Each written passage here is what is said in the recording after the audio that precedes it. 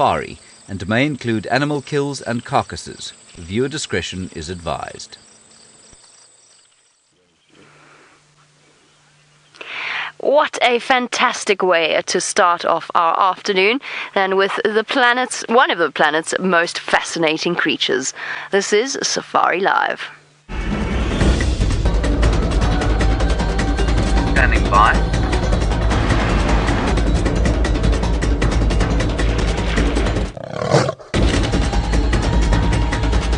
Five, 4, 3, 2, 1. You are live, you are live.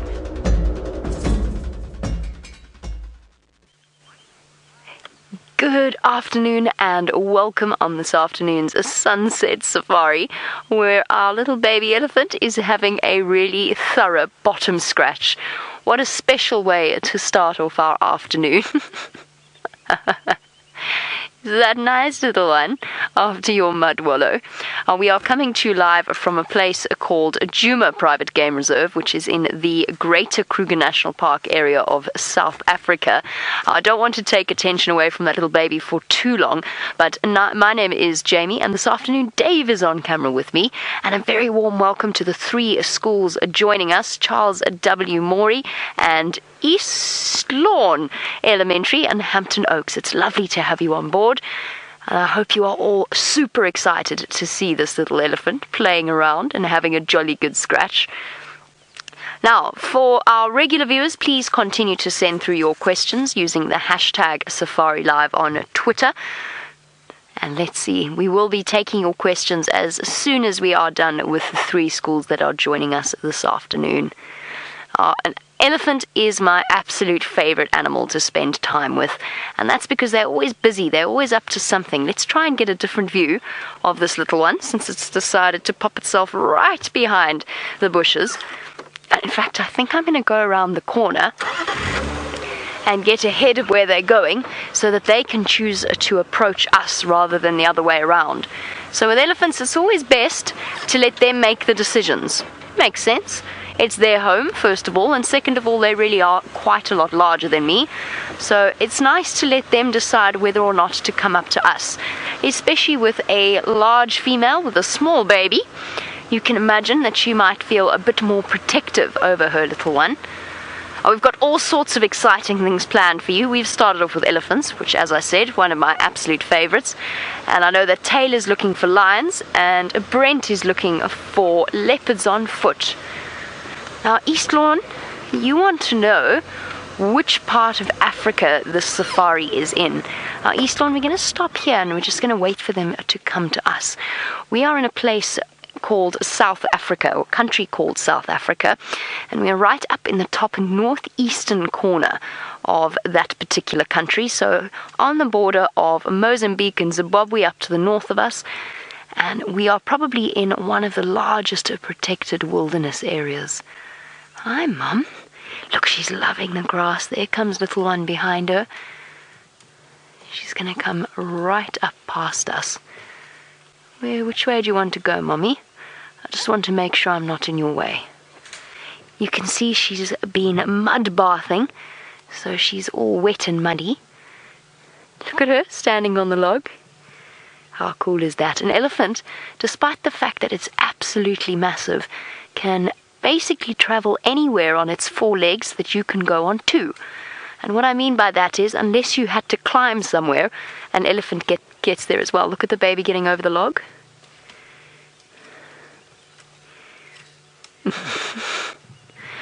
That wasn't very nice of your Mummy, was it? Oh, but you did it. Well done, little boy. Oh, so many obstacles, Mum. Why did you take me through here? Now its little tail's gone all stiff because it's all anxious that it's being left behind. Run, run, run. Run after Mum. And caught up with her. Okay, Ellies. That was not the route I was thinking you were going to take. Now, Ileana, you want to know if the baby elephant was born here. Ileana, yes, it was. All of the animals out here are completely 100% wild, and they have been completely 100% wild for decades. In the case of the Kruger National Park, that's 90 years that they have been protected in that area. So this little elephant will have been born here, probably around about just under a year ago, just judging by the size of that elephant. In fact, I'd probably put it at around about 8 or so months.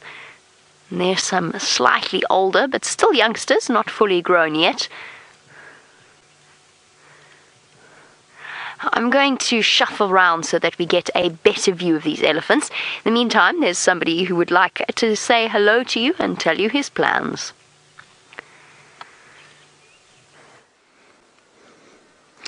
Welcome to the bushwalk, and we're on some really nice leopard tracks. I found these this morning. They were very, very fresh, and I'm hoping that there are 3 leopards around here.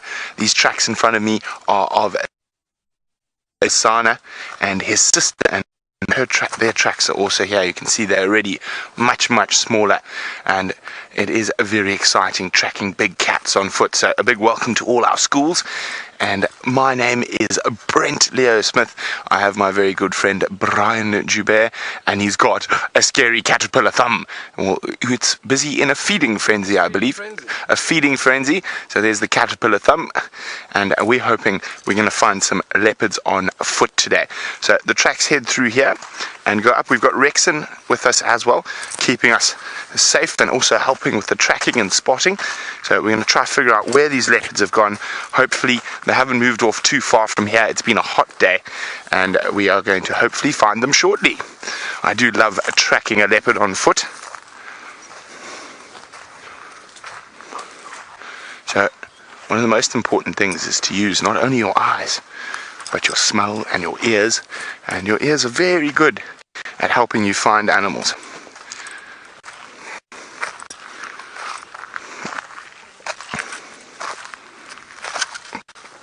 So while we try to find some leopards, let's go back to Jamie and those incredible Ellies. Well, the nice thing about Ellies is that they're just a little bit easier to find than leopards. They're much, much larger and, as you can imagine, stand out just a little bit more. Even the tiny little ones that are not quite head above the grass level just yet. Now, there's some youngsters moving about behind that big female. Now, they are not as young as that tiny baby that was climbing over the log. These are all over 3 years old. This one's probably around about 3. So this might have been her previous calf, and she's now given birth to another one. Brian, you want to know, what do elephants eat? Well, Brian, they eat a variety of different plants, and that can be the leaves of trees, they can eat bark, they can eat grass at the moment, and it is seasonal. So it depends upon whether or not it is our dry season or our wet season. In our dry season, they eat a lot of leaves and a lot of bark. In our wet season, they eat the nice, sweet, soft, tender grasses and marula fruit as well. Elephants love fruit. They love the sweetness of it. Should we see if we can get a bit closer to this female so that maybe we can get a better view of her little baby before she leads it into this thick vegetation? Now, elephants especially love fruit because it's sweet. They like the sugar in it. Just like humans. Look at it, just scratching its ear behind the tree.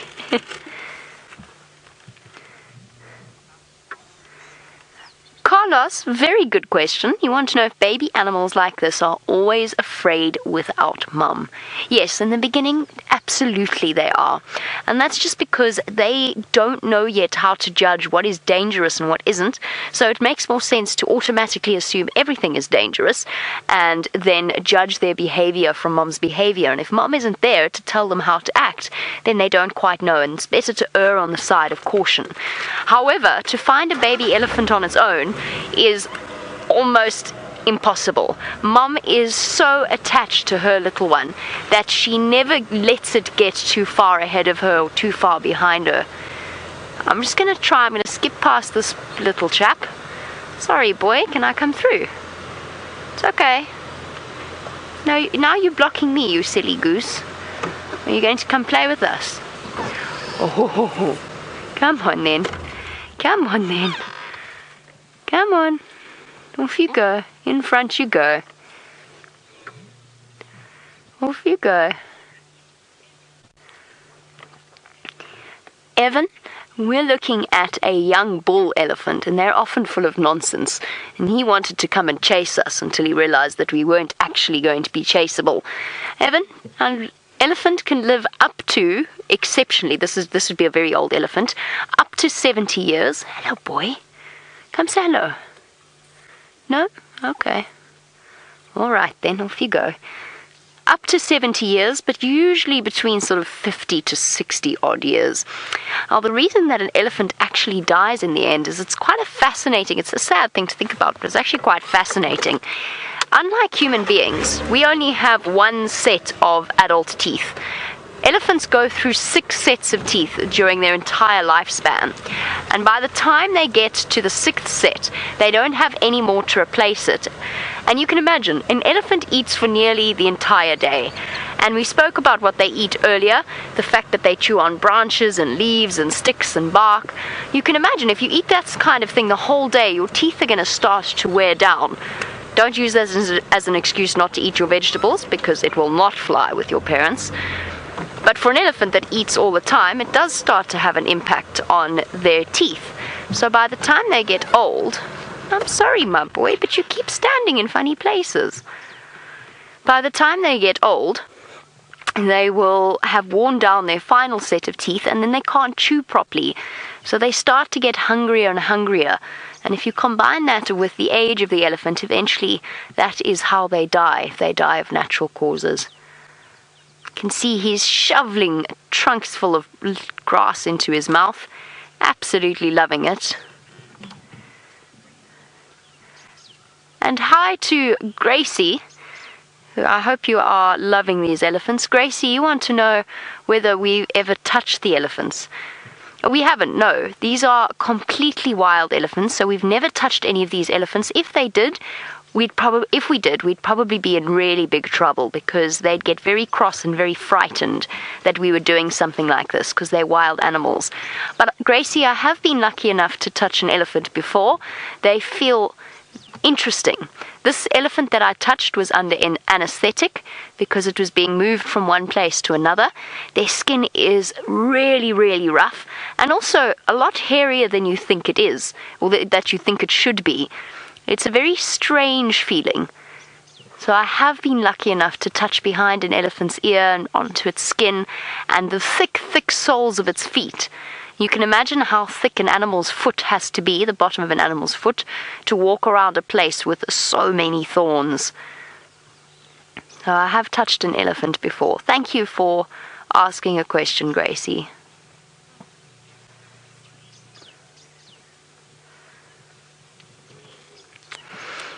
There's all sorts of exciting things out here. I'm going to spend some more time with the elephants because I love seeing them. But Tayla's got another surprise for you. Hello everybody and welcome. We are sitting with 2 big male lions who I'll tell you about in just a moment. Now, my name is Tayla McCurdy, and on camera with me on this fine sunny day is Craig. Now, we're so happy to have you all here, and a big welcome to the 3 schools that have joined us this afternoon. And how exciting what you've seen with Jamie. Those elephants, those are my favorite animals. But we've got some big cats here. So you probably know them as the king of the jungle, don't you? Let's have another look at them. Now, these 2 big lions are 2 of 4 male lions that live and roam around in this area that we are lucky enough to drive around in every single day. And they go by the name of the Birminghams. Now, the one that's laying upside down with his back to the ground and his nose pointing towards the sky, that is Mufmo. And the other one, his brother, is a male lion called Tinyo. How cool is that? Now, Tinyo You can see he's got lots and lots of scars on his face. He's very, very battled and bruised, which is quite typical of male lions. And if you look very carefully, we won't actually be able to see it now because he's laying on the wrong side of his face. But if he does sit up, if we're lucky enough to have these boys sit up or even come and have a drink of water, we'll really be able to see how big they are. But you can see where Tinyo will get his name from. Tinyo means tooth, and he had an injury on his lip and cut away quite a bit of the flesh. So sometimes you can see his canine, which is those big sharp teeth. You can see them sometimes, and that's why he gets the name Tinyo. But he's a lovely boy, and it's so typical for them to have lots of scars like this. They fight a lot. Hello, Anthony. Anthony, wondering if this is very dangerous out here? No, not at all. Especially when we're in the cars. We have driven around and interacted with these lions and the elephants and the impala and all the different animals out here in the vehicles. So they are quite used to us now. But not us as people. They're still quite scared of us. So when they see people, most of the time they will run away. But for us, we're very lucky. I am sitting maybe 25 yards, maybe not even that much, maybe less than that. And that's how close I am to these lions. Look at that. Hey, it's amazing. And they don't care. They're just fast asleep.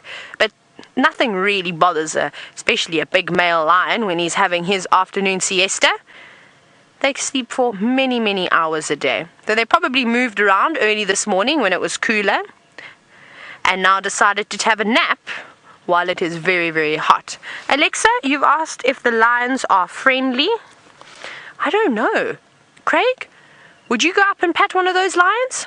Yeah, they seem chill. Craig says they seem relaxed. They do seem relaxed when you look at them like this, don't they? And you would think, why can't I walk up over to those lions and give them a scratch behind their ears? But you mustn't, because these are wild lions. So like I said, they don't know people. They've never interacted with people, so they've never been touched. They were born in the wild. They hunt for themselves. They have to do everything on their own. So if you are lucky enough to come on a safari in Africa one day, you must remember that all the animals out here are completely wild. So you have to stay in the cars, you have to stay seated, you can't clap your hands or click your fingers or make whistling sounds to try and get their attention. You just have to sit quietly and observe. So you just have to watch them. That's all we are here to do, is to watch these animals and learn from them.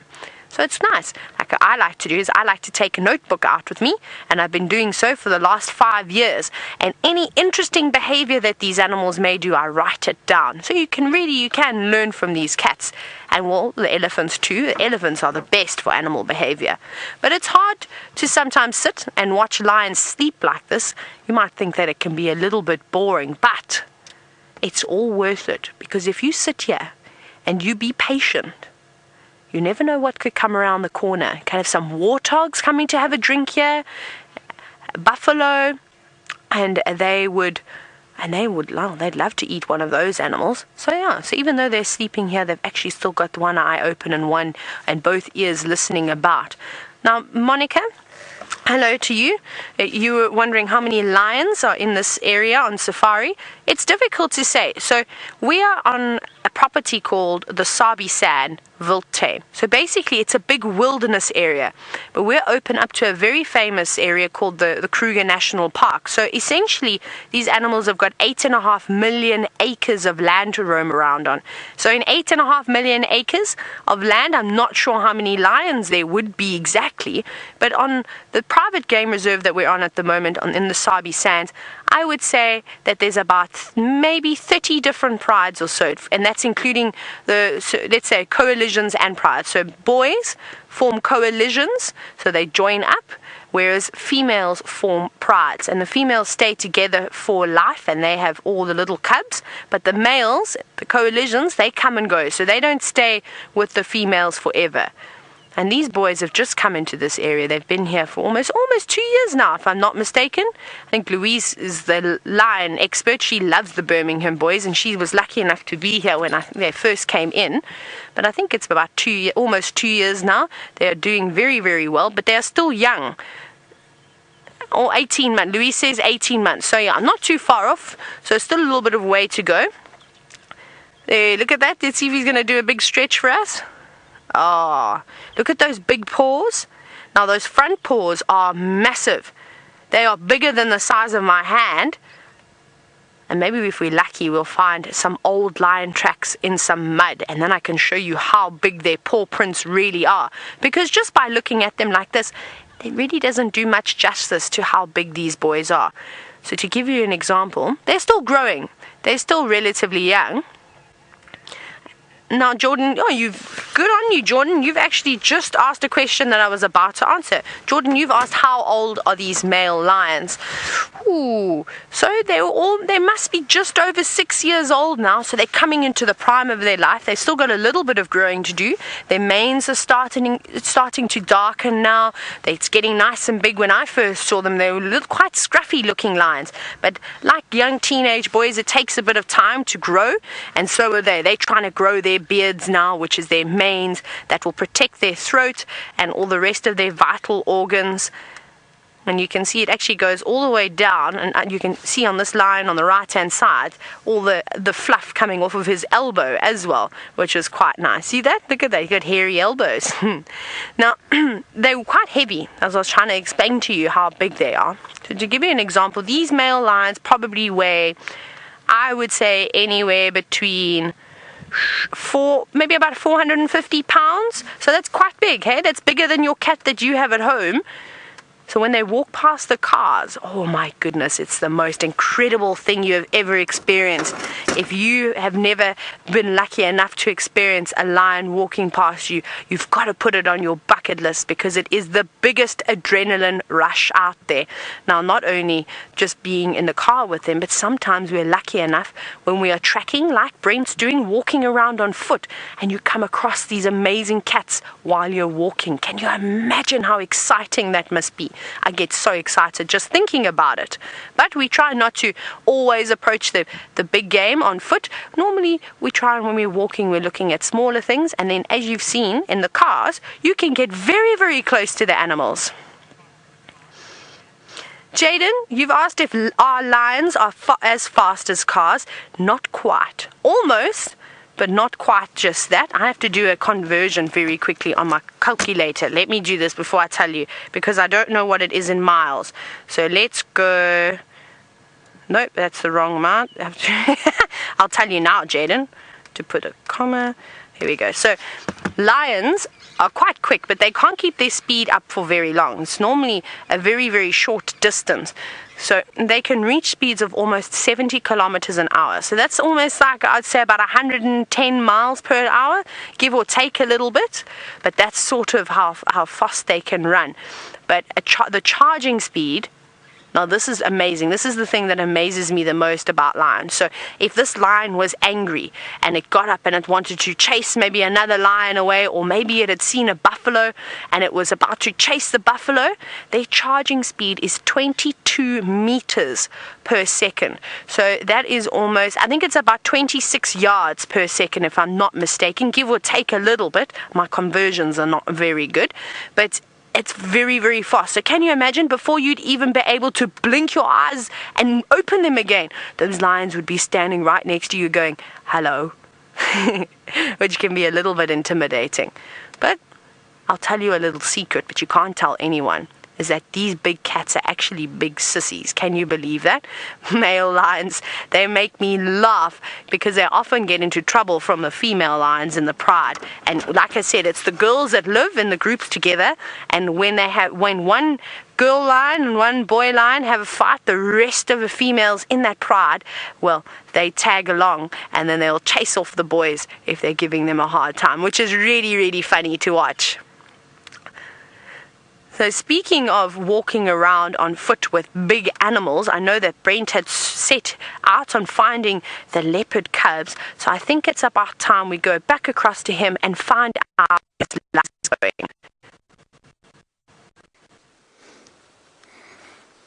Well, it's still going. We're still on the tracks. So I showed you some really nice clear tracks earlier, but this is normally what we're dealing with, and sometimes even less than that. So there we go.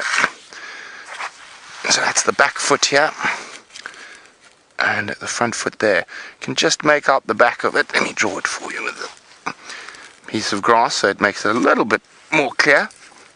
So here's the back, like that.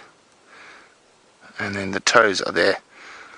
So, still on the tracks, and they're heading down towards a waterhole that we know has got a crocodile in it.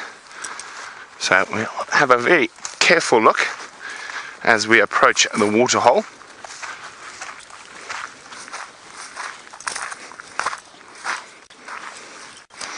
Hi Jordan.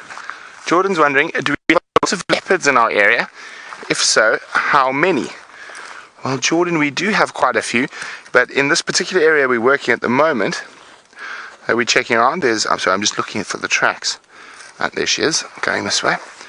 There's an adult female called Karula, and she's the dominant female. She's mom to the babies, and there are 2 cubs at the moment, and they're called Hasana and Shongile, and those are the ones we see the most often. And then there's a big male called Tingana, but in this whole area there's probably over 25 leopards. Now with these little guys, you've got to be quite careful. You've got to look at all the thickets, because sometimes they'll watch you and you'll walk past right next to them.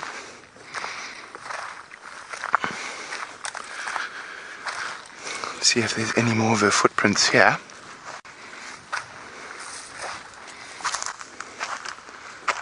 So I said, we're not going to get too close to the water here, because I know there's a crocodile here. Let's have a quick look. I'll be able to see if she had a drink. I don't think so. There's a lot of other places to drink at the moment. Now, a crocodile can shoot itself about 5 meters out of the water, so we're not going to go too close.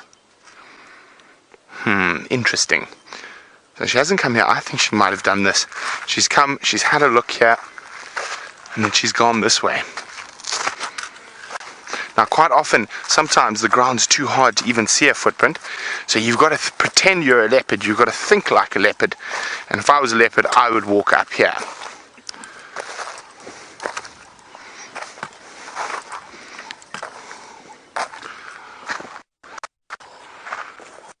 Now there's a dry river just down there, so I think we're going to head there and have a look. Just make sure there's nothing in the trees. Nope.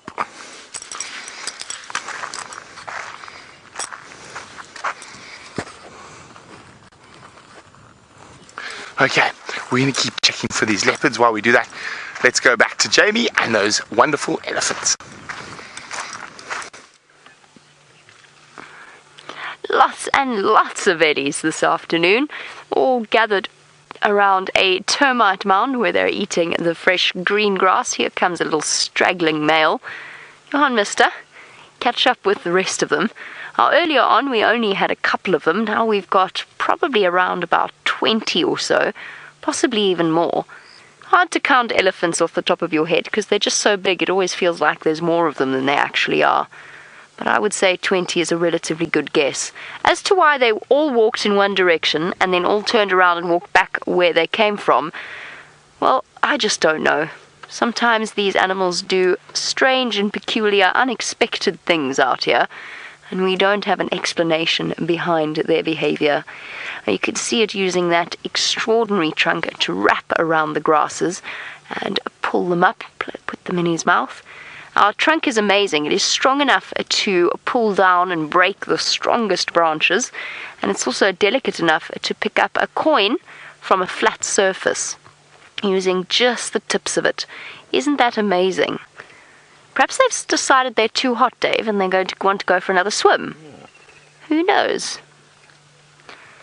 Frida, you want to know if elephants have horns. Frida, can I answer that question while we're on the move?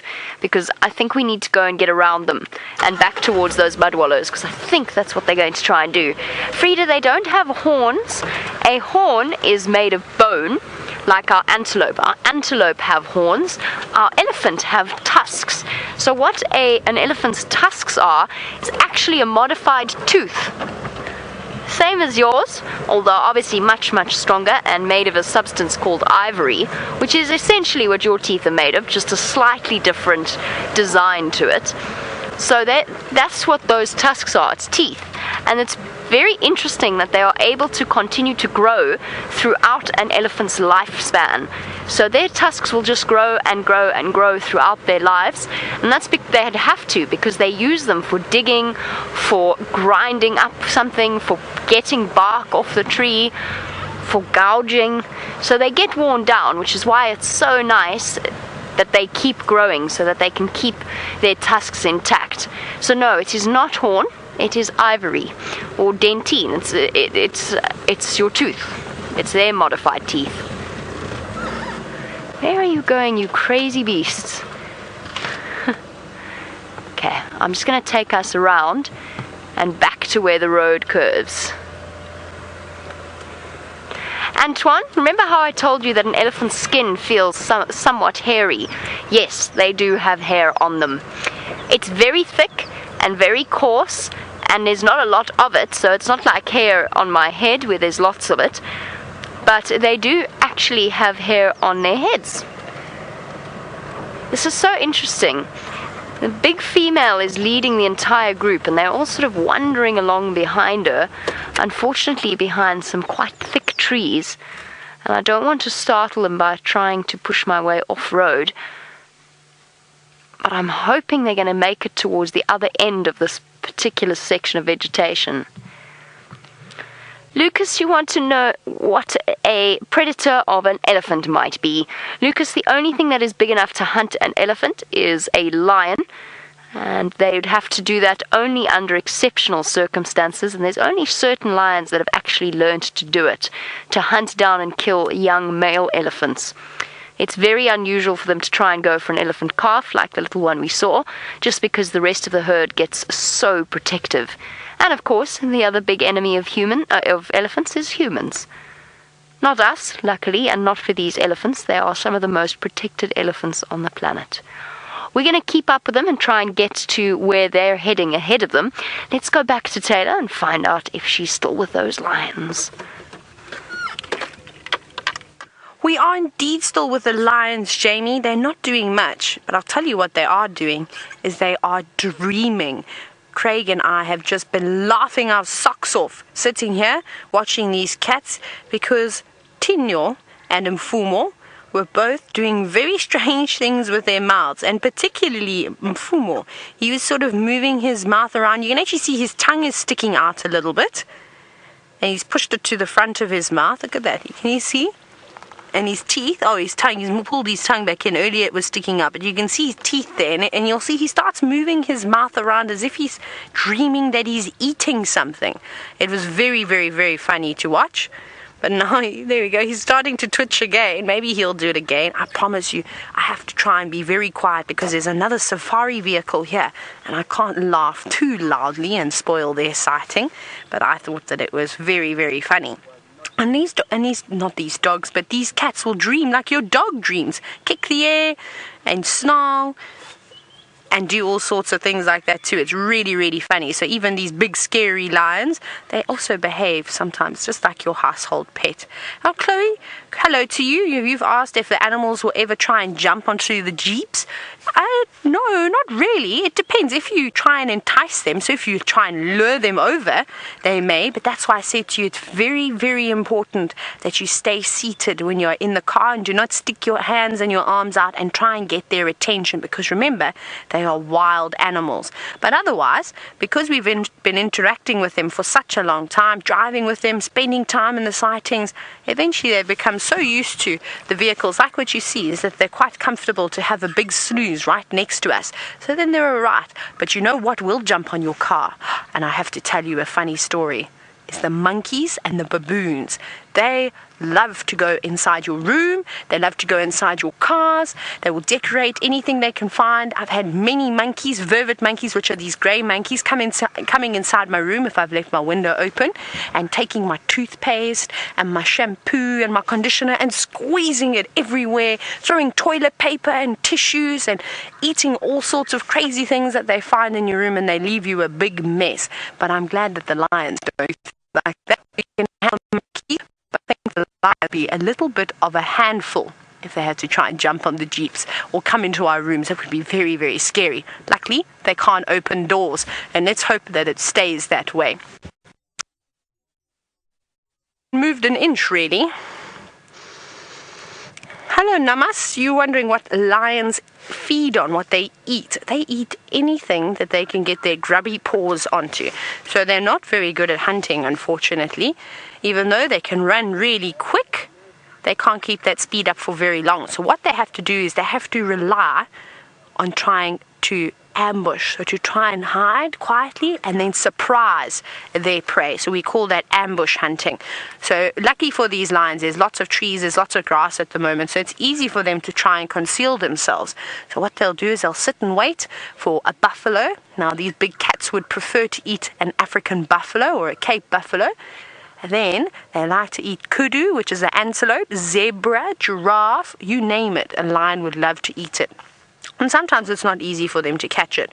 But if it's a big pride of lions, they need to catch something big because it's not just one or two lions. Normally it's quite a few of them living in the pride, and then of course you've got the big hungry males that join up too. So that will last them a couple of days.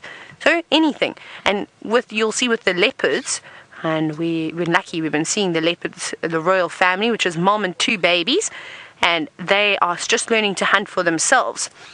And the same thing goes with the young lions too. We've got 6 cubs that are ranging between 6 and 9 months old now, and they are also learning to hunt. So things like birds, like francolins and guinea fowls and spur fowls, and even squirrels and dwarf mongoose, which is looks like a ferret. Anything along those lines, even hares, when they see them, they get very, very excited and they'll try and catch those. But that's a bit small for these 2 big lions. Look at his face is all crinkled up. So Fida, now you're wondering if baby lions have sharp teeth. They do indeed. So they get 2 sets of teeth like us. So you get your milk teeth, and so do the lions, and so do the leopards too. And you know, if you've ever had a puppy or a kitten and they bite you when you first get them, those teeth are like needles. And they're exactly the same with the lions. But as soon as they get older, they lose those teeth. But sadly, there's no tooth fairy that comes to collect the lion's teeth, which is a little bit sad for them. But then they get their new big, strong adult teeth coming through. And it's a pity that these boys aren't opening their mouths for us so you could see how big they are. But you never know. It's exhausting being a male lion, so maybe they do a big yawn for us. You've got to look very carefully at their pearly white teeth, and you can see how sharp they are. Antoine, you're wondering if lions eat people? Well, hopefully not. Not out here, unless you get yourself stuck in a silly situation. But you're relatively safe out here, especially if you follow those guidelines that I gave you about being safe in a vehicle with the wild animals. But no, luckily for us, they're not feeding on people. They prefer to catch a buffalo. When they see us as humans, they're actually scared of us. Can you believe that? That a big male lion that weighs almost 450 pounds is scared of a human. If I were to get out of this car and walk up to those lions, I reckon that they would run away from me. I will never do that though, because then they become scared of the cars, and then they don't like us and they're frightened, and then we have to start the whole process again of trying to make them relaxed with the vehicle so we can have these amazing close encounters with these wild animals. So you never ever want to do anything like that. But they're very, very nervous of us. You see, we look a little bit like a predator. We've got our eyes on the front of our heads, and we also stand up quite tall. You see, other than the elephants and the giraffe, we're relatively tall out here in the bush as well. And it seems as though Jamie's in a lot of luck today. These lions are not splashing about in the puddle, but Jamie has got another animal that is. Splashing about in a puddle. They've just stopped now, but we're quietly having a chuckle, Dave and myself, because that baby just got a face full of mud from Mom, whether it wanted or not. She grabbed a trunk full of muddy water, and she threw it backwards over herself, but she missed and she hit the baby full in the face. And this is how elephants cool themselves down. They love doing something like this. It makes them feel so much better on a hot, hot day, especially when you're this small and they haven't quite got their internal temperature control exactly down. There you go, Podge. You want to know why do elephants keep flapping their ears? Because it's hot. So they're not angry, they're not cross elephants at all. It's because they are feeling quite warm. And an ear is like an elephant's air conditioning unit. So they've got lots of blood vessels all surrounding the very sort of thin skin of their ears. And then by flapping them, it basically allows the wind to pass over the blood vessels and to cool them down. Oh, I was hoping he was going to come through here, but he hasn't. Okay. Don't disappear, Ellies. They're all going into some very dense vegetation now. I won't be able to follow them through here. But if they continue in the direction they are going, they're going to hit Tayla and those lions. Let's go across to Brent. I think he's got what he's been searching for. They're coming to us. Killer bees and Rex. And again, Rex, when we go on foot, do we always find the leopards? So you actually can't see them at the moment. There's this thicket in there, a weeping wattle thicket. The leopards are in there. So we're just trying to get a view. I think this might be one of the cases. We think they might have a kill in there where we're not going to be able to view them on foot for too long. We might have to call a vehicle in just because they might get defensive over a kill. And it is very thick, so to actually see them I think you probably have to be really close. I keep checking maybe for Sana's sleeping somewhere a little bit off. I mean, you can see a tail flick every now and then, but you literally cannot see into there. We're just going to keep moving around, but I think we might have to call a vehicle in for this one. We'll keep trying though. Of course, because they've probably got a kill there, we don't want to push our luck. The grass is also long, so as you know, another leopard, Karula or whatnot, could be lying anywhere, so we're keeping our distance a little bit. And I think we might be calling the vehicles in. I don't think we're going to be able to get a view on foot today, unfortunately. But is there a leopard in there, Brian? Doesn't look like it. Okay, let's try a little bit further forward. And so you've got to be quite careful now with this long grass. Don't worry guys, we are safe. And we've done this quite a lot of times before. Now in this type of situation, the leopards are just going to let us walk past when they see us.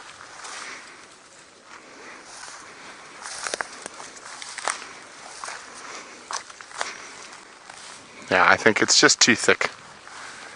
I was just hoping there's a little bit of shorter grass here, and I was hoping one of them might be lying out in the shorter grass, but it doesn't look like it.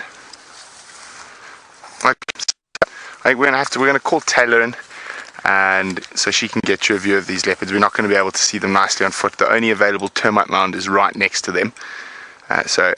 Well, we found them, and that's what counts, and you can enjoy a sighting with Tayla. We think they've got a kill in there. It's difficult for us to see. Grass is long, and we don't want to irritate them. And as long as we keep our distance and keep our respect, we can enjoying these incredible sightings on foot. So let's go to Jamie and elephants while we chat to Tayla on the radio.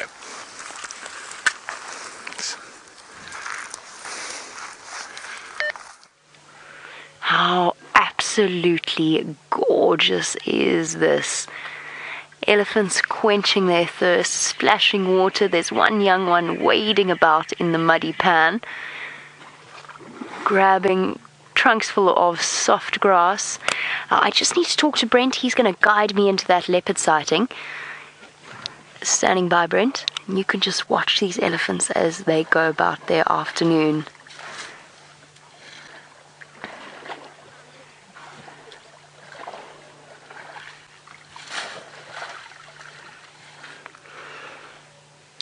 Copy. Confirm near the dam itself or along the road.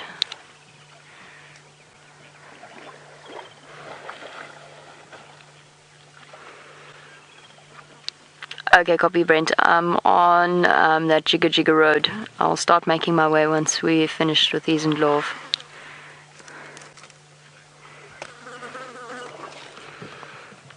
Copy that, thank you. So what I'm doing there is just chatting to Brent to get an idea as to where those leopards are. And I'm going to go and take his place with the vehicle. But I don't want to leave these elephants just yet. It's such a special sighting. Bless you. And Dave sneezing on the back of the vehicle there. Oh, this is so lovely. You can hear the elephants splashing. Just listen to the sounds.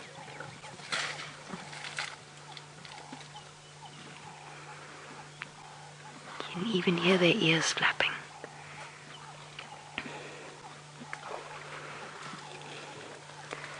Thank you, Ellies. What a lovely sighting.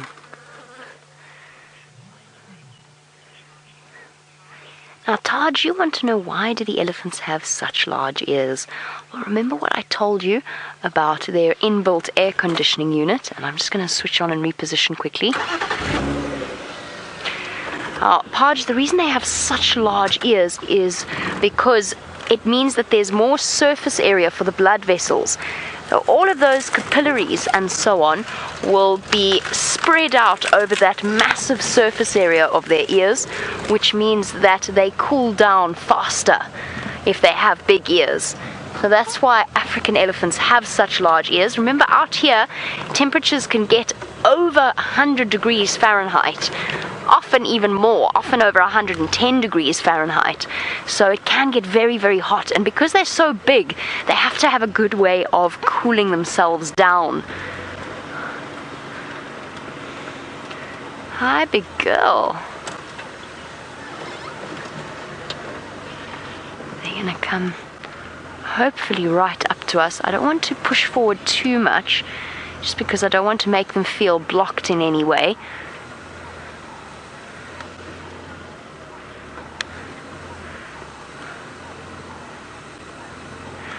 Apparently, unfortunately, it's time for us to say goodbye to all of you. Not all of you, just those of you who are joining us for the school drive. So I hope you had an amazing time. Enjoy the rest of your school day. And for the rest of you, I'm going to send you back to Tayla.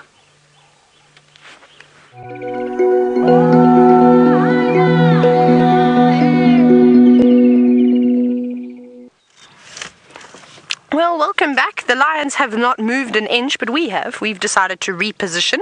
But sadly, we're not going to stay too much longer with these cats because I suspect that they're not going to get up to anything at all. They're fast asleep. They haven't yawned.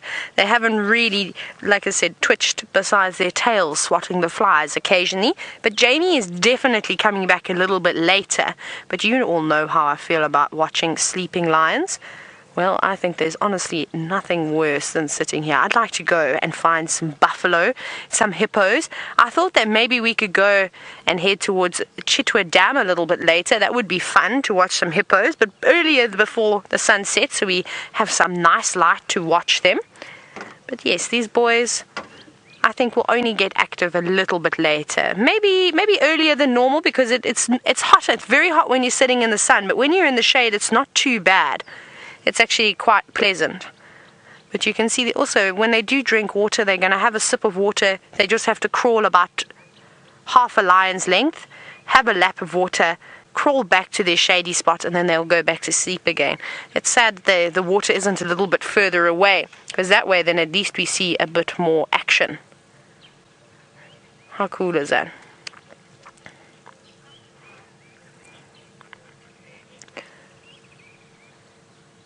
It's very quiet out here too. There's no impala, just a couple of birds chatting about.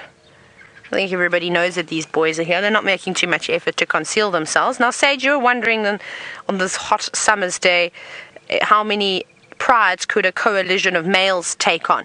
That depends. If you remember the Mapojos, the famous lions that ruled the Sabi Sand, oh my goodness, they must have had 5 or 6 different prides of lions easily. Well, the Birmingham see the Styx pride, the Nkuhumas, I reckon that's about it, really, isn't it? I think it's just those two. That's who they sort of see. There are a couple of other lions here, like the Talalas, but there are some young males there. I don't think these boys would be tending to those females just yet. And then the Torchwood Pride, I'm sure they pop past the Torchwood Pride every now and then too. I think probably Nena or Nsuku would be more likely to be hanging around with the Torchwood Pride, seen as though their territories extend a little bit further east from here. I just need to chat to one of the guides. Standing by. Abel, you're more than welcome to come to Spaghetti Junction. So we're just east of Chelepan. You're more than welcome to take over the sighting. I'll be pulling out shortly. There we go. That one's now hiding away. One thing I did notice though on the Birminghams is that they're battered and bruised. They've got cuts all over their faces. Both of them are looking quite scratched up. I'm not sure if it's from fighting with one another or if they gave the Matimbas a hiding and sent them running for the hills. That could also be the case, especially with there's scratches on. Look at this one. Craig, can you go to Tinyo that's lying on the left and look at his hindquarters? He's got quite a few scratches on his rump actually. Can you see that? Look there. Well, I think they've definitely been swatting at somebody, and they've also been swatted at.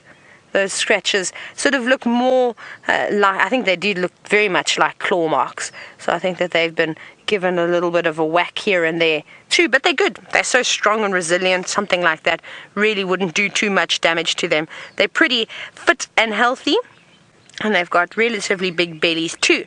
But like I said, we're going to leave these lions now. We're going to let them snooze for the rest of the afternoon. And hopefully by the time Jamie gets here, with or without the elephants, they'll be up and awake. But let's go across to Jamie and that wonderful herd that she was sitting with earlier. It looks like it's going to be without the Ellies, but we will be going to those lions a little bit later. However, I just can't tear myself away from this little one. It's just kept me so thoroughly entertained that I just can't bring myself to leave. It's been a while since I've seen an elephant herd, and they will never fail to cheer me up. Now, don't forget, for our live audiences, well, you're all our live audiences, please send through your questions on #SafariLive on Twitter. I hope you are enjoying this. That face full of mud, it happens so quickly, but Dave and I, we were really chuckling. It was utterly adorable. It was just splat all over the little one's face. It was sort of did a little half stumble back. Hey baby, did your mummy throw mud all over you? I also love watching them learn to use their trunks. Like toddlers in their hands, it's that same coordination that they have to work out. This is actually much younger than I thought it was. This is actually quite a young baby. It's under 6 months. It's still fuzzy. And its legs are still a little bit wobbly. I'd actually put it at about 3 months. What you doing? You scratching on Mum? Is she a good scratching post, little boy? Get behind those ears, yeah? Have a jolly good rub.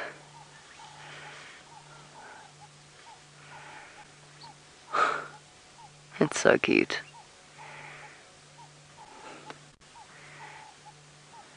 And that trunk, little one? What is that funny thing on the end of your face? What are you meant to do with it? Oh, so much learning to do. Too much learning. Time to have lunch. Anna, you want to know how you determine the sex of baby Ellies? Oh, thank you, my girl. That was an explosive expression of gases. The best way is to look. It's very difficult with baby Ellies unless you can see between their back legs, and even then it can be quite tricky. When the little males urinate, then you can see the penis quite clearly because it comes out of the sheath a little bit. But essentially you're looking for a V between the back legs rather than a.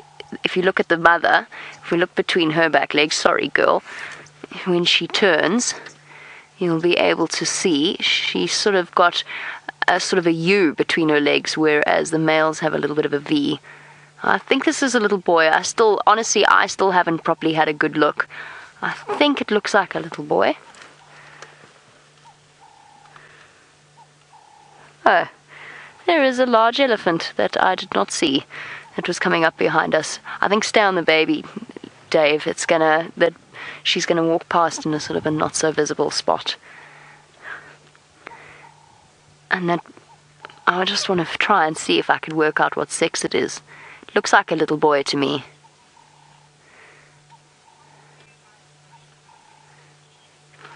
Keith, you want to know what do I like most about little elephants? And I'm sorry, I'm wrong. It's a little girl. Look at this. That, Keith, is what I love most about elephants. That affection. That's not mum. That's an older sibling. And that incredible bond that they have between them. And the fact that even young elephants will guard and babysit the calves. That is what I love about them. Their intelligence as a species. And the special bonds that they have. Excuse me, boys, could you not walk into us while you're having a scuffle? That would be ideal. Sorry, now we can have a look. Yeah. Yes. Thank you. Sorry, girls. Oh, never mind. If you're two girls, you're not going to do that. It's a male and a female. That's interesting.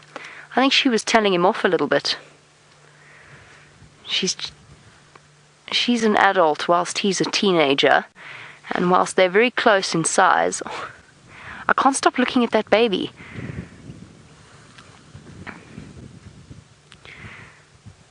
She's pregnant. Massively pregnant. You can see the way she bulges out at the side. Elephants carry their pregnancies quite high, up towards their spines. You're going to get into trouble, mister, if you bug her too much. You don't mess with a pregnant lady. Especially not one that has to carry a 100-kilogram baby for 22 months. I would not go there. Keith, there are too many things that I love about elephants to even name. I love the fact that they're always busy doing something. I love that they express so much in the subtlest ways of their body language. I love the expression in their eyes when they walk right up next to you. It feels as though you're looking at something that's looking back at you. If that makes sense. Obviously, all of the animals look back at us, but there's something behind those eyes in elephants. I don't know what it is. Many years of acquired wisdom, I imagine. And that as well. The fact that they live so long. I'd love to know the stories that they could tell. Dave, what do you love about elephants? It's their calm nature. Their calm nature. They do, when you have an elephant herd like this, and I mean these guys are so chilled, I swear I could drive right next to them and they'd be quite happy. I'm obviously not going to test that theory. I was saying to Dave, one day my last word's going to be, it's so chilled. They're so chilled. This animal's perfectly chilled. It'll be my last words on my gravestone. What was I talking about?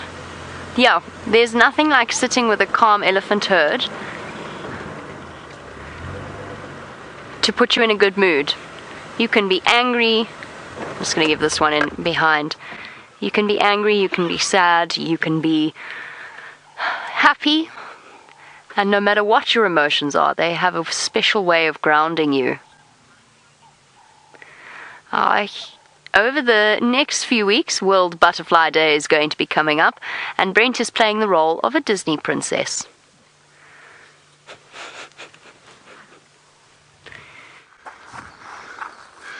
Well, it's a very sickly yellow pansy.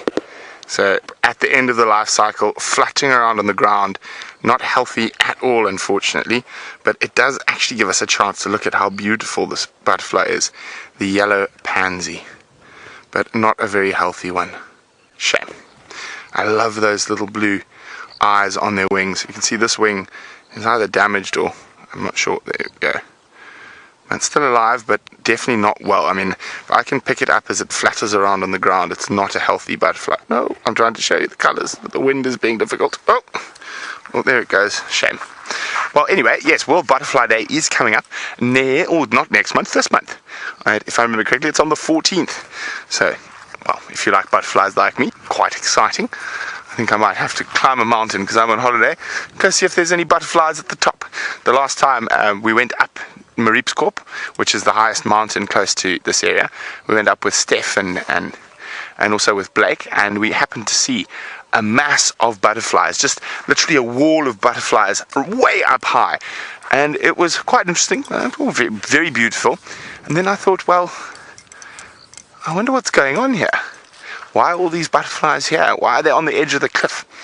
And then I did a bit more research about it, and I've actually, oh no, now I've forgotten the name. A butterfly gathering, I can't remember the name. So basically, because below that cliff face is a thick misspelt rainforest, and the butterflies find it very difficult to find each other to mate in those rainforests. So when it's mating season, and multiple species will literally come up onto these open cliff faces and all fly around looking for mates. Isn't that incredible? So we actually got lucky and saw one of those. It sounds like someone's on their way here. Oh, let's keep moving. So we just heard, of course we couldn't see what Karula had caught, but Ralph, who's now in there from Cheetah Plains, he can see, and it is an adult impala. Sorry, there's a weird stick. There we go. And it's an adult impala, so good news. Let's hopefully she eats enough of it that they take it up a tree, because it is quite close to Twin Dams Road, and those Birmingham boys are less than a kilometre that way. This is also a really big highway for hyenas, so let's hopefully they eat enough of it that she whacks it upstairs so nothing can get to it. Now, we weren't sure what to do next now, because, I mean, we found the leopards, killer bees, and Rexon, BBR. So we found the leopard, so we weren't sure what we were going to do. Now that flailing butterfly has given me an idea. We're quite close to the best butterfly spot in the reserve, so I'm changing my angle of walk, and we're going to drop down into the Moati riverbed, where there's normally a plethora of butterflies. Oh yay! We haven't seen these yet this year. Well, not too many of them. So the rain is always bringing out some flowers. And again, just a very pretty flower. It's called a Hymania, or a pink bell. So I always find it fascinating, because I like butterflies, how the different flowers are designed. So if you see these, they actually face down, and the bright colors are underneath. So you've really got to be attracted to this particular flower to see that. So it's designed to attract different species of insects, to say a flower that sits boom wide out in the open. But lovely smell, lovely flower, not much medicinal use, but another one that likes disturbed soil, so you often find them on the edge of roads like this. The Hymania glandifolia, pink bells.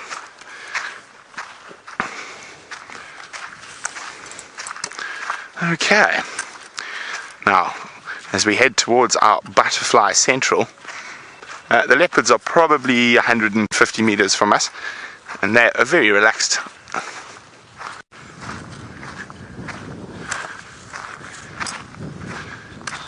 Spas Iankov would like to know, how many species of butterflies do we have? Well, I'm not 100% sure, but I would say in southern Africa, well over 300-400 species. In the Sabi Sands itself, I would say definitely over 100, but I'm not sure on the exact figure. Now, the reason for that is a lot of the small, tiny butterflies, like the blues, and I'll try to find you a blue, and I must say there are probably about 50 blues here, and I can only identify 3. They are really, really, really difficult to identify. They're also really tiny, smaller than my fingernail, which makes them tough to get. Is that what I think it is? Nope. Unfortunately not. Oh, here's a blue. Let's see if it lands. You get him, Brian. There. Oh. So that's why I say they're really difficult. This looks like a spotted blue, and I'm just trying to look at the underside of the wing, but they are minute and very, very difficult to identify. And the reason they're very difficult to identify is a lot of them look exactly the same. And of course, I should have brought my camera, then I can photograph it, then it makes it a bit easier. But yes, I think that's a spotted blue from where I am, but it can be very difficult for the blues. Oh, it's the other blue. Oh goodness, I'm going to have to take my book out when I get home. Brian's going to try and get another shot of it now.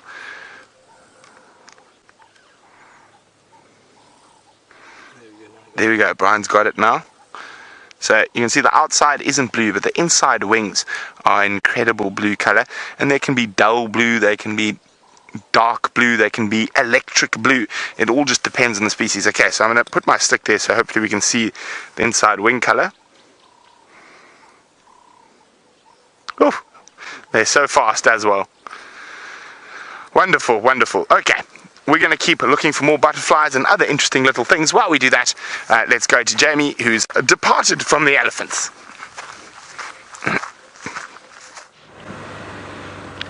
I've actually departed and refound the Ellies. Unfortunately, just a few seconds too late. I was hoping to get ahead of them, but we just missed them.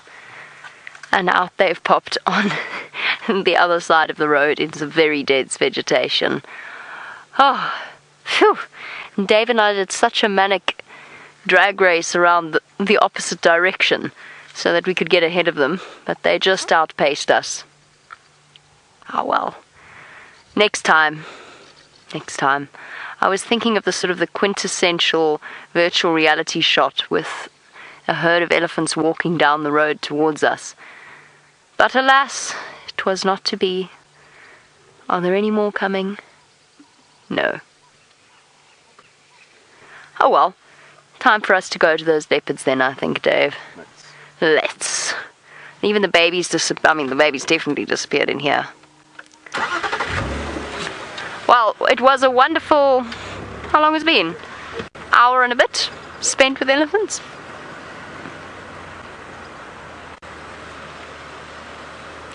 And Anne in Maryland. Thank you for joining us, Anne.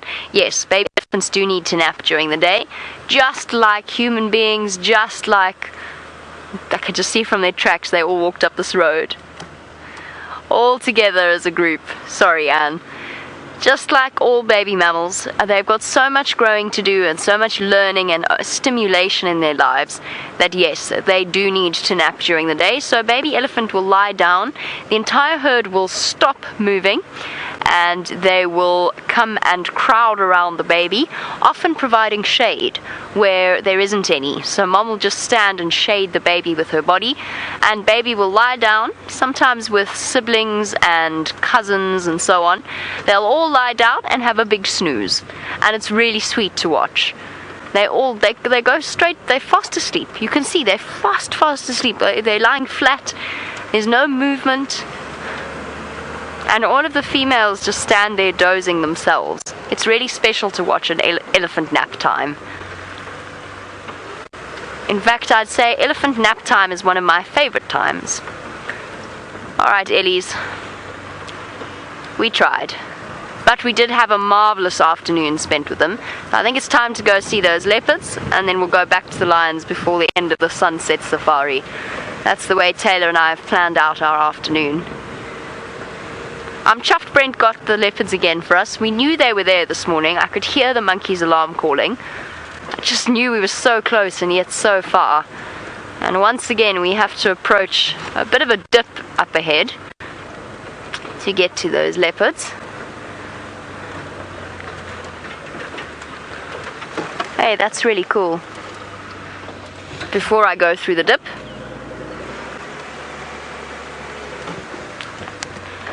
plaster of casts, I think. Oh goodness, Dave, how am I going to show you what you're looking at? Am I going to drive into a hole? Not yet. I'm trying to look through my monitor to gauge. There. Where is it now? There. There they are. There. Sorry, Dave. There. Leopard tracks in the mud. Beautiful leopard tracks in the mud. Okay. Admittedly less beautiful from Dave's angle. I'm going to continue on past the tracks to the actual leopards. Let's go to Brent in his favorite butterfly spot.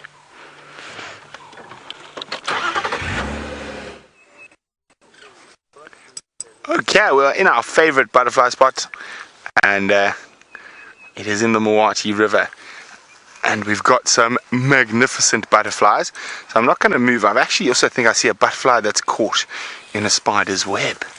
But before we look at that one, there's a citrus swallowtail, one of the biggest and most beautiful butterflies that likes to flap around our parts. Now we get a couple of different types of swallowtails here. That's the second biggest one. The biggest one is the emperor swallowtail. Isn't that gorgeous?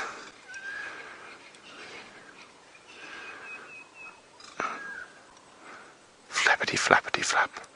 I'm just trying to spot, oh, there's some monarchs around as well. Over there. No one's keeping still.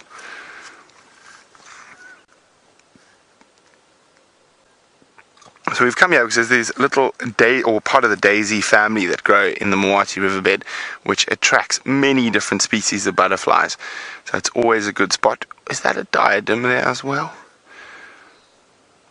So you see that monarch you're on there, Brian, that's flapping about. Just to the left of it looks like a black and white butterfly, which is a diadem.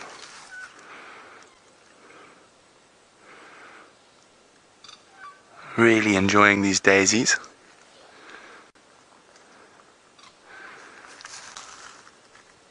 Awesome. Oh, the swallowtail is still flapping about. I'm trying to see if there's some species we don't see too often. So diadems, swallowtails, monarchs are all quite common.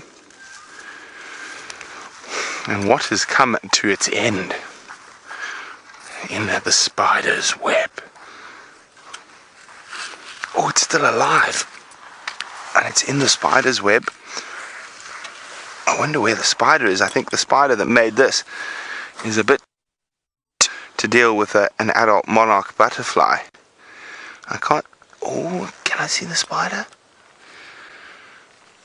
Not at the moment. But with a big piece of prey like this... Now this is a very interesting spider's web. It looks like it's in a Leonotis plant. Now, there's got some really big stuff in it that has been put into a larder. Now, what the spider will probably do, it's probably quite small. I can't see it. It's probably hiding in there somewhere. And it's purposely designed this intricate little web that sits outside the flowers. So the flowers are in the inside, and there's a web cage around the flowers. So any butterfly or bee or anything that comes to suckle out of the flowers is going to get caught in this web. Isn't that amazing? I can't see the spider yet. Now I think it might wait for this big butterfly to actually die before it starts feeding on it. Shame, little monarch. But that's life. Can you see the spider, right? Let me try and look on this side. I think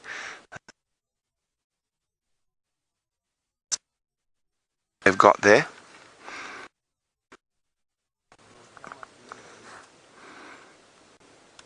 Sorry about that. We are live on foot from the African bush, so we do have some pixelation from time to time.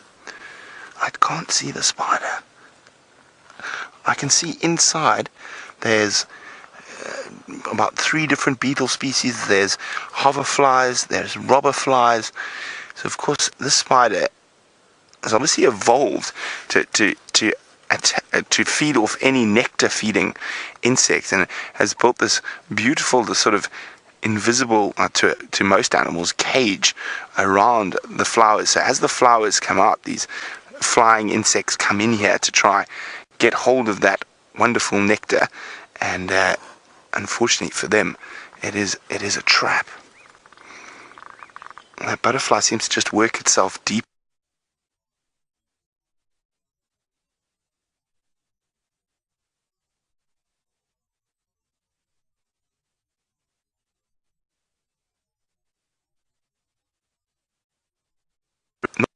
The monarch butterfly undertakes a massive migration, and it's actually a generational migration. And hunters wondering, do we have any butterfly species that migrate? Sorry, we had a bit of a freeze there, but Hunter was wondering if we get any butterfly species that migrate. We do, Hunter, the whites, the brown-veined white, the African vagrant or migrant. They don't have as long a distance to travel as the American monarch. Now, I thought I saw a pretty lady around here somewhere. Where's that pretty lady gone? So, lots of monarchs. There's more monarchs. But I'm sure I saw a pretty lady somewhere in these. Oh, there's a joker. Oh, and a skipper. These are really difficult to get on camera. Oh, see it there, that really fast flying one. He's just landed on the other side. I'll show you, I'll try to show you now. Oh, that one. Just watch him. Oh, he's so fast, he's out of here. So I didn't hear. Oh, let's have a look. Anne. That's what I was looking for. Anne was wondering, why does the African bush... Oh, there's the joker. Just below me. Anne was wondering, why does the African bush have so many more bird and butterfly species? Well, Anne, it's quite simple, because we don't get so cold. At the end of the day, that's the fact of it. Temperate climates will always have more birds and butterflies. Africa, Australia, the East, and sort of Malaysia, Indonesia, South America, again, always more butterflies, birds, just because the climate is warmer. That is the main reason. Where has the pretty lady gone, Brian? I don't know. Is that her over there? I think it is. It is a pretty lady. We found the pretty lady. I'm not referring to the ladies in FC, of course. I'm referring to the butterfly. You see that one there? Oh, where she's gone. She's gone. Pretty lady doesn't want to be on camera today. Okay, let's sneak. Oh, there she's coming back. She's coming back, coming right towards us. And she's landed on the ground, and she's up again. The pretty lady playing hard to get, like most pretty ladies do. Oh, and she's off. Had it for a second. We had it for a second. Oh, she's back. She's flirting with us, Brian. So there's a pretty lady.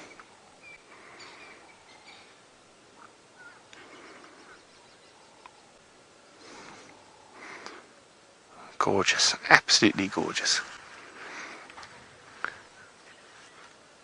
Now we are getting quite late in the season, so there's a few less butterfly species around. So some butterfly species will only be around during the summer months. Others, like the African vagrant and the brown-veined whites, monarchs, will breed throughout the year, but obviously with a peak in the summer months when there's lots of food and flowers and that available. And we're trying to see if we can find any more butterfly species. Let's head a little bit further down. What have you spotted, Brian? Right. Oh, there we go. A window acrea. So the same species of butterfly that James has been trying to hatch in the tent. That orange. Where's it going to land? Well, let's get a bit closer. It's going quite far. You can see it's got a very labored and lazy flying style. So you'll find that with most of the noxious butterflies, the ones that have poison, they have that labored and lazy flying style to sort of advertise the fact that they taste bad. Where's she going now? Back to where we were, of course. You. Oh no, that acrea is long gone. And speaking of pretty ladies, Jamie is with the leopards. A very pretty lady in front of us indeed, as Queen Karula makes her way underneath the weeping wattle, where apparently she has an impala carcass that she's managed to catch and kill. This is going to be a tricky situation because the view is really, really difficult. I'm not sure whether Hosana or Shungila are feeding, or if it's just Karula here. I'm not 100% sure. She's sniffing around the log. Oh, and thank you, Karula. That is a perfect spot for you to be. If you would lie there, that would be marvelous. And then we can do some shuffling around and some repositioning so that we can see her properly. So we're just going to be a little bit patient. This is a stunning, stunning. Look at the colours. That green and gold. Karula's patriotic, hey Dave. The colours of our rugby team. She's the gold and the branches are the green. Okay, so we're just going to wait for the other vehicle in the sighting to reposition. Actually, I'm not in a hurry to go anywhere just yet. I don't think we're going to have a much better view. I think this is actually quite spectacular. I don't know if the cubs are here. I haven't seen any sign of them, and I'm sorry. I've automatically put my foot on the brake and it's still there, so I'm going to take it off. The camera's going to roll a bit. It's not Dave, it's me. There you go. Sorted. I don't want to throw Dave under the bus. Thanks, Davey. It's a pleasure, Dave. It would be horrible if you got a correction in our feedback meeting and it turned out it was me.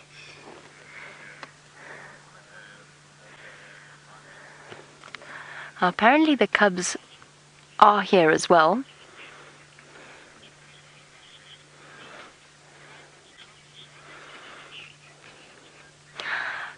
Alfonso, absolutely it is true that leopards often kill by breaking the neck of their prey. That very regularly happens. So a lot of the kills are by suffocation, but especially when it's something small that they are able to get a good grip, they will sometimes grab the prey by the back of the neck as well.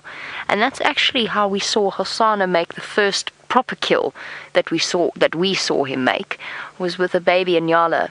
And he still hadn't got the sort of the strangling technique right, but he managed to sort of pull the baby Inyala in a way that snapped its neck, and I was actually very glad of it.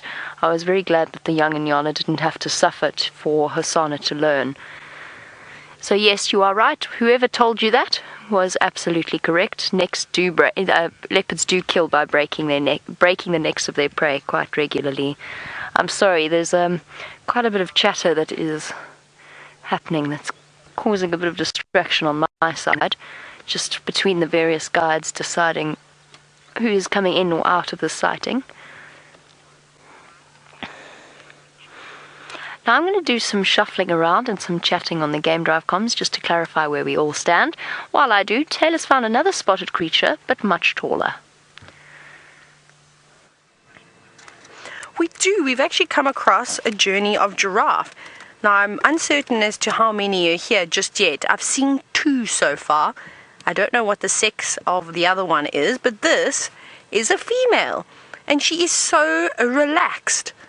Now, it's not often that the giraffe are relaxed with us. She actually walked closer to the vehicle. Can you believe that? She was feeding off just in the drainage, and she walked straight up to feed on this sort of dwarfed knobthorn, I suppose. Yes, it is a knobthorn, yes, a little one. And you can see she's stripping the leaves now with her very, very long tongue, having a grand old time. This is so lovely. Thank you, giraffe. You are very accommodating, but not hanging around for too long, as you know. Always just munching just a couple of minutes on each shrub or tree and then moving on to the next one. Now, it must be amazing to be a giraffe. Couldn't you imagine being the height of a giraffe and then, of course, having that incredible eyesight and being able to see for miles and miles? I think that must be really fantastic. Look at her hiding behind the trees. Now she looks like she's feeding on a buffalo thorn. So she's moving between buffalo thorns, knob thorns, and all sorts of spiky trees today. But that doesn't stop a giraffe, a tree that's got lots of thorns on. They thrive at feeding on the prickliest of trees. And coming back again, doing a bit of a zigzag. This is quite cool. I actually don't know if I've ever sat and watched a giraffe move up and down like this. No, now she's not eating. She's heading straight for the next shrub. What is it going to be, Craig? What tree do you think she's going to feed on next? This is a gamble because I can't see where she's heading. What has she got? That looks like another buffalo thorn that she's munching on over there. Again, another small one. And there's a lot of dwarfed trees around here. And this is not from the giraffe. This is actually from another animal, the elephants. So those big, lovely animals you had with Jamie earlier today, they seem to have hit this area quite hard and made all of these shrubs very, very, very small. But they'll grow eventually. What with that giraffe, they don't completely decimate trees, they just nibble a little for a few minutes and then they move off again. And that's also because of the tannins that these plants are releasing in the form of a pheromone, sort of telling the roots are telling the leaves to start releasing the tannins to turn the leaves bitter. It's as a chemical defense to try and protect them.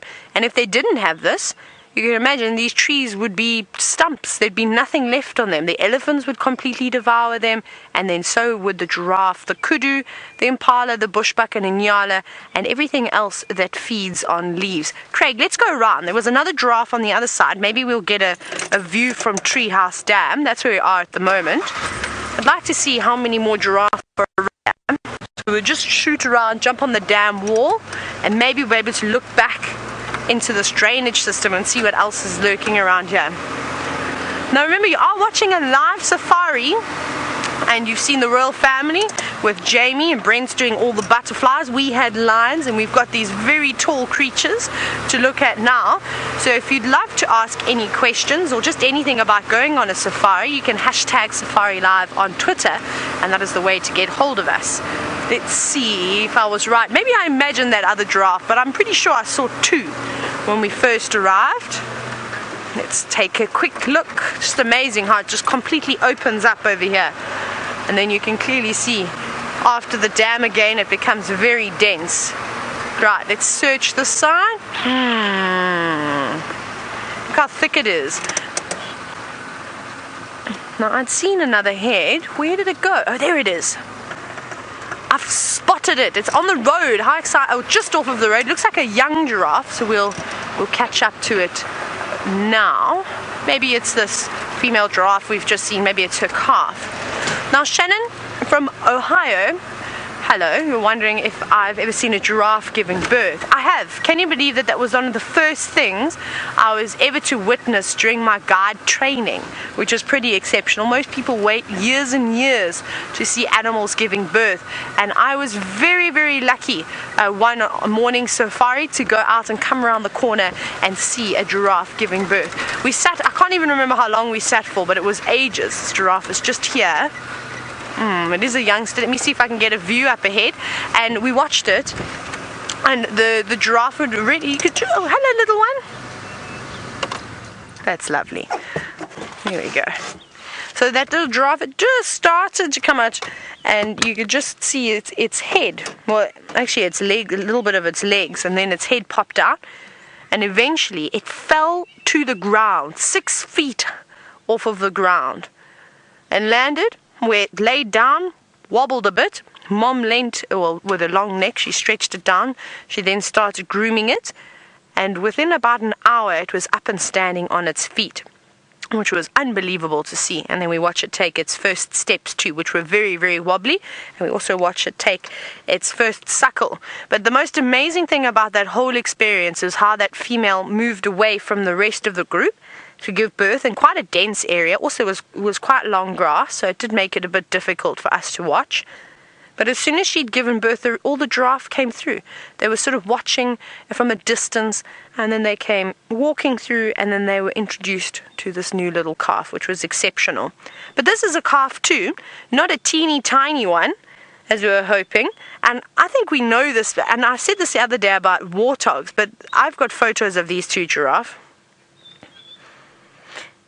And the reason why I think it's them, because they're so relaxed. Like I said, I haven't seen too many relaxed giraffe here in the Sabi sand before, but I've come across these two, and this one's probably about, it's actually quite big, isn't it? It's a bit difficult to tell with the grasses. It's up to its belly almost.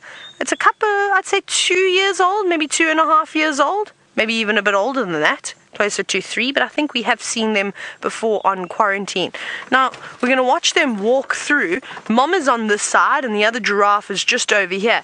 And Jamie, you've actually asked a question. How does mom and calf sort of talk to each other? How do they spot each other? How do they tell each other where they are? It's actually pretty amazing. You may have seen that giraffe, how it turned around and was looking back. It wasn't looking at us. It was trying to see if it could see mom. Let's move on a bit further forward. So most of their communication is done through body language. You'll often see giraffes staring far away in the distance. There he is. Hello, little one. And they will look at each other and will communicate like that. I've heard giraffe making strange noises before, but typically, see there, looking. And hopefully they'll get the eye contact from mom. Mom's also looking every now and then, just popping her head up above the trees to make sure she can see what her little one is doing.